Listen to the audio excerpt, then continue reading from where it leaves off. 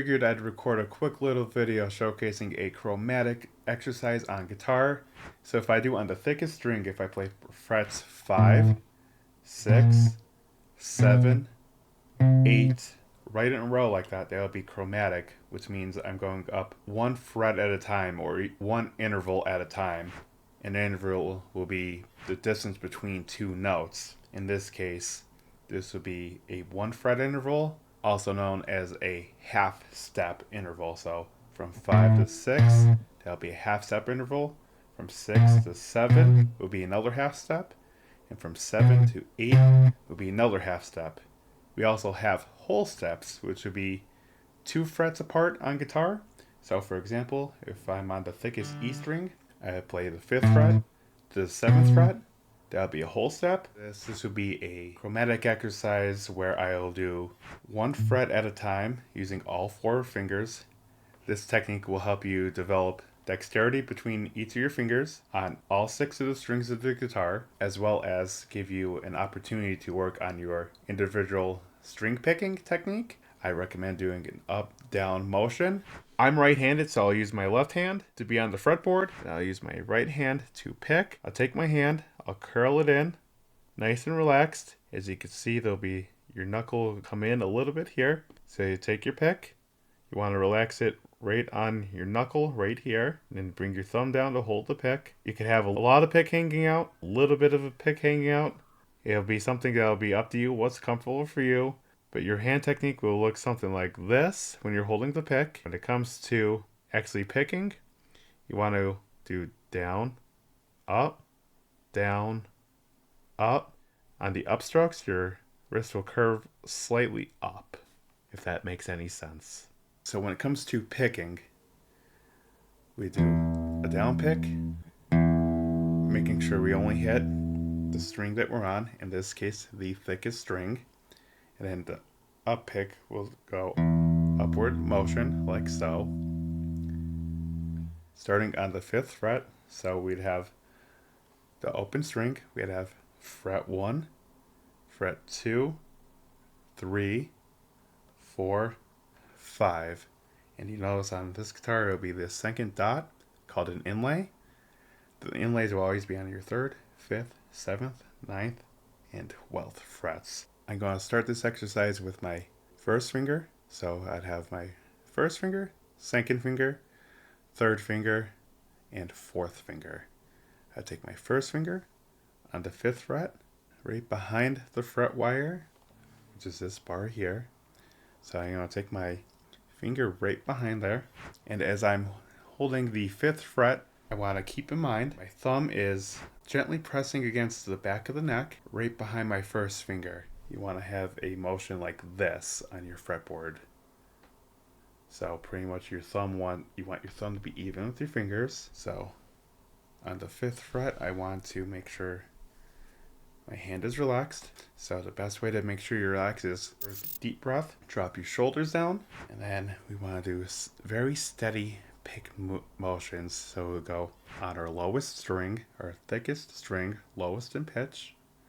We'll go 5, 6, 7, 8, 7, 6, 5. Now, as I'm doing that, I'm going down, up, down, up, down, up, down. I'm doing this up picking motion, keeping everything nice, slow, and steady while I'm going through playing. Show you what it looks like directly at me. On our lowest string, I'll go 5, 6, 7, 8, 7, 6, 5. As you notice when I'm playing, when I do my 5th fret, and then I do my 6th, and keeping my 5th finger down. When I add my 3rd finger, and keeping my first 2 fingers down, and when I add my pinky, I'll have all 4 fingers down. This will ensure that your technique and your fingers are staying in a relaxed position and allowing you to steadily work through each fret, and it'll allow you to have a clean technique. And if I take my fingers off like this, so if I go 1, 2, 3, 4, 3, 2, 1, my fingers will end up overlapping and causing my technique to not be consistent, as opposed to going from 5, 6, and 7, 8. If I keep each finger down, it'll allow me to be consistent and steady with each pick stroke. So after you get that concept down on one string, I would expand this to all 6 strings. And I'll just go through the exercise very slowly, just to give you an idea of what it looks like.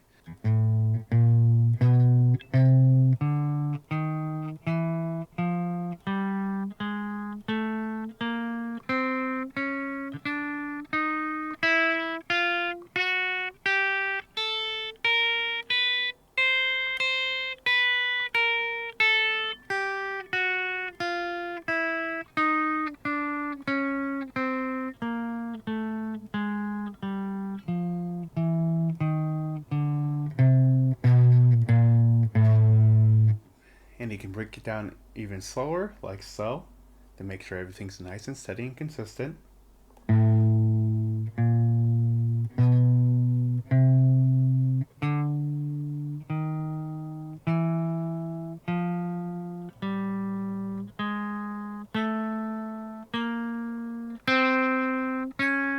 As you're going through, you just want to make sure everything is nice, steady, even, and consistent on each of the frets. Then we'll come back down. As we do this, we just want to be conscious of what our picking is doing. Had a little oopsie, but we'll work through it. Because sometimes people make mistakes, and it's alright. You'll get frustrated, it's alright. It's nice to keep a clear head, a clear mind as we do this. Because practice makes perfect, and being aware of each little movement, like we were going through, of our fingers staying on the frets and our picking motion will make sure we're all good to go. Here really quick, I know a lot of people, when they first start playing, they want to grab onto it like a baseball bat. It's okay to have your thumb peek over the fretboard like this, but you don't want to forcibly grab the neck. You just want your hand to comfortably relax on the neck. Pretty much right between both of my middle and index fingers, I want my thumb to be pretty much right in line with that gap between your first 2 fingers. I know a lot of people, when they first start playing, they'll want to slide their thumb out like this. My thumb is all the way up here, which causes my hand to shift inward. If my thumb is all the way up here, these 4 fingers will be compressed together. And if I slide my thumb closer to my index finger, it will naturally allow my hand to extend like this.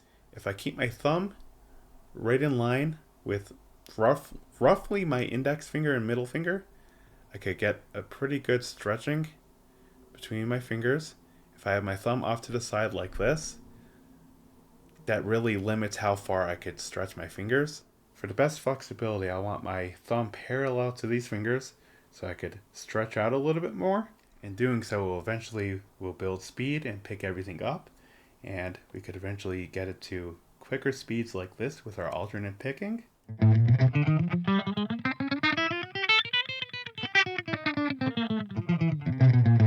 I figured I'd record this video as a reference for one of my guitar students. If there's any questions that you guys have and any comments on to get better at this, leave a comment down below. I will gladly be able to help out with any technique questions. And if there's any other lesson videos that you would like me to do on my channel, let me know. And in the meantime, I'll catch you guys in the next video. Alright, peace out and catch you around.